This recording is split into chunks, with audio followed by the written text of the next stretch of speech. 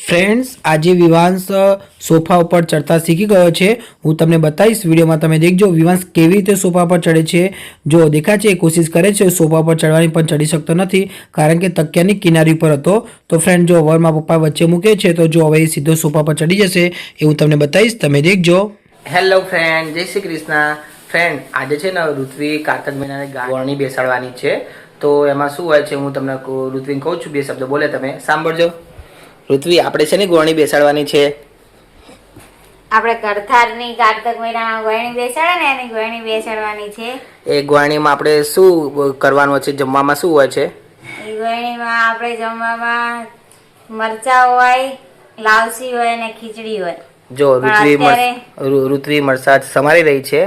બોલ શું કહેવા માંગે છે બીજું? અત્યારે ઘણા લોકો કાર્તક મહિનાની ગોળણીમાં દાળ ભાત શાક લાડવા ને એવું પણ એમ કે બનાવે છે, પણ આપણે પ્રજાપતિની અંદર એવું થતું નથી। આપણે અત્યારે હે ને પહેલેથી દાદા દાદી વખતનું ચાલી આવે કે અત્યારે આપણે જે બનાવીએ છીએ એ જ દાદા દાદી બનાવતા હતા, ખીચડી લાવસી ને મરચા, અને આપણે પણ એ જ એમ કે ગોળણીમાં જમવા આપીએ છીએ। ને ગોળણીમાં કોણ કોણ જમવા આવી શકે છે? ગોળણીમાં ત્રણ એમ કે સુહાગન સ્ત્રી જોઈએ, જે મેરેજ કરેલા હોય એ એમ કે ગોળણીમાં બેસી શકે, કુંવારી છોકરી ના બેસી શકે। એવું છે। વિવાસ તારે કઈ કેવું છે? જો મારા વિવાસ કઈ કહેવા આવ્યો છે। વિવાસ છે ને એમ કહેવાય કે મારે મરચા ખાવા છે। પછી આપણે કોને જમવાનું કીધું છે ગોળણીમાં? ગોળણીમાં હેતલબેન ને સપનાબેન ને અને એક હું, એટલે ત્રણ ગોળણી થઈ જાય। એટલે ત્રણે બેનનું જમવાનું કીધું છે એમ ને? ત્રણ બેનોને જમવાનું કીધું। ઓકે, તો ફ્રેન્ડ હવે મારી બહેનો આવશે ત્યારે હું તમને બતાવીશ ગોળણીમાં એ લોકો કોણ કોણ આવવાના છે, પછી ગોળણીમાં લોકો શું જમશે એ તો તમને કહી દીધું ઋત્વી કે શું જમવાના છે, પણ હવે એ લોકો જમવા બેસે પણ એનો પણ હું તમને વિડીયો બનાવીને બતાવીશ। તમે વિડીયોમાં બને રહેજો। જો તમને મારો વિડીયો ગમે તો ચેનલને લાઇક, શેર અને સબસ્ક્રાઈબ કરવાનું ભૂલતા નહીં। જો ફ્રેન્ડ આ છે ખીચડી હજી થાય છે, પછી બીજું બનાવી નાખ્યું છે ઋત્વીએ, લાપસી અને ખીચડી બે વસ્તુ બનાવી નાખ્યું છે। જો ફ્રેન્ડ અહીંયા છે ને ખીચડી બની ગઈ છે, પછી ઋત્વી રોટલી બનાવે છે, પછી આમાં શું છે મરચા, આમાં મરચા થઈ ગયા છે, ના છે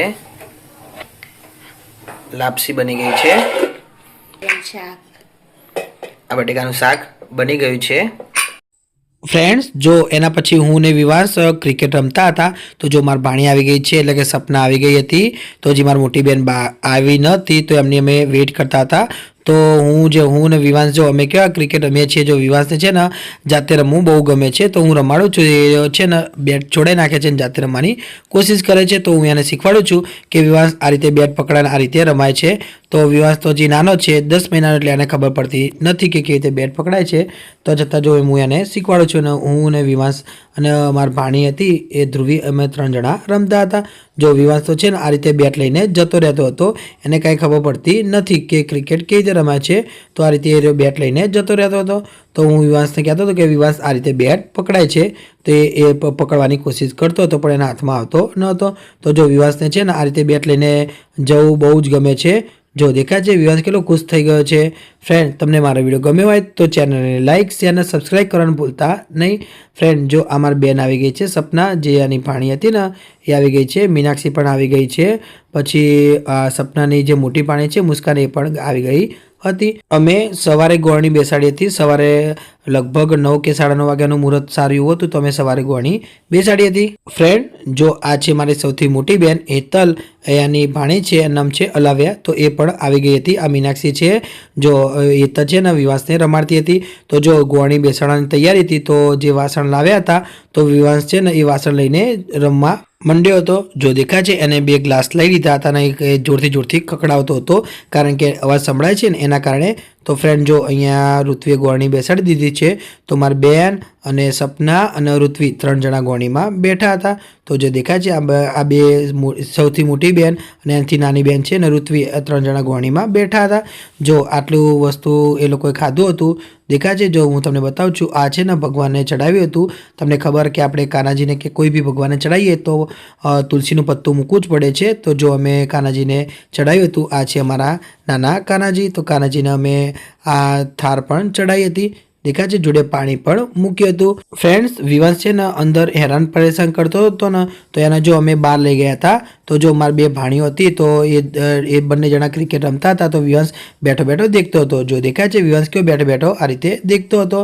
પછી જો ફ્રેન્ડ ઋત્વી પણ બેસી ગઈ હતી, સપના અને હેતલ પણ બેસી ગયા હતા. તો એ લોકો શાક, પછી ખીચડી, મરચાં અને લાપસી એ લોકો ખાતા હતા. તો જો હવે વિવાંશને પણ ઘરમાં લાવી દીધો હતો. વિવાંશને થોડી લાપસી ચખાડી હતી. હવે જો ખાધા પછી તમને ખબર છે કે ચાંદલો પણ કરવાનો હોય છે. તો અમારી ભાણી છે, જે મોટી ભાણી છે, એ પણ જો બધાને ચાંદલો કરે છે. આ હેતલ છે, હેતલ ચાંદલો કર્યો, સપનાને ચાંદલો કર્યો અને ઋત્વીને પણ ચાંદલો કર્યો હતો. કારણ કે જમ્યા પછી તમે ગોળણી બેસાડો તો એમને ચાંદલો કરવાનો હોય છે, એવી રસમ હોય છે. તો જો આ ઋત્વીને પણ ચાંદલો કર્યો. તો 3 જણા ગોળણી બેઠા હતા ને, તો 3 આ રીતે ચાંદલો કર્યો તો. ફ્રેન્ડ, તમને મારો વિડીયો ગમ્યો હોય તો ચેનલને લાઇક, શેર અને સબસ્ક્રાઇબ કરવાનું ભૂલતા નહીં. ફ્રેન્ડ, અમારો વિવાંશ છે ને, હવે હું તમને વિવાંશની થોડીક મસ્તી બતાવું છું. જો અમારો વિવાંશ છે ને બેડ ઉપર ચડતા શીખી ગયો છે, હું તમને બતાવું છું. તમે વિડીયોમાં બને રહેજો. ફ્રેન્ડ્સ, આજે પહેલી વાર વિવાંશ સોફા પર ચડ્યો. તો જો હું તમને બતાવું છું વિવાંશ કેવી રીતે સોફા પર ચડે છે. અમને પણ નથી ખબર કે વિવાંશ કેવી રીતે સોફા પર ચડતા શીખી ગયો હતો. તો જો નીચે આ રીતે તકિયું મૂક્યું હતું, તો તકિયા ઉપરથી આ રીતે ચડતો હતો. જો હું તમને બતાવું છું, તમે દેખજો વિવાંશ કેવો સોફા ઉપર ચડી જતો હતો. વિવાંશ સૌથી પહેલી વાર સોફા ઉપર ચડ્યો હતો.